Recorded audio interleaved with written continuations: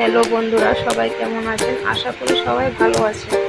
আজকে রান্না করব বেগুন আলু দিয়ে মাছের তেল ভাজা। এখানে আমি বেগুন, আলু, কাঁচা লঙ্কা, পেঁয়াজ ভালো করে ধুয়ে কেটে নিয়েছি। সাথে মাছের তেলটাকেও ভালো করে পরিষ্কার করে ধুয়ে নিয়েছি। প্রথমে কড়াইতে তেল দিয়ে মাছের তেলটাকে ভালো করে লাল লাল করে ভেজে নেব। তারপর কড়াইতে দিয়ে দেব পেঁয়াজ, কাঁচা লঙ্কা পেঁয়াজগুলোকে ভালো করে লাল লাল করে ভেজে নেব। পেঁয়াজ কাঁচামরিচ ভেজে নেওয়ার পর তারপর দিয়ে দেব কড়াইতে লবণ, হলুদ গুঁড়ো, জিরে গুঁড়ো, তারপর দিয়ে দেব লঙ্কা গুঁড়ো, তারপর দিয়ে দেব ধনিয়া গুঁড়ো। দিয়ে দেওয়ার পর মশলাগুলোকে ভালো করে লাল লাল করে ভেজে নেব।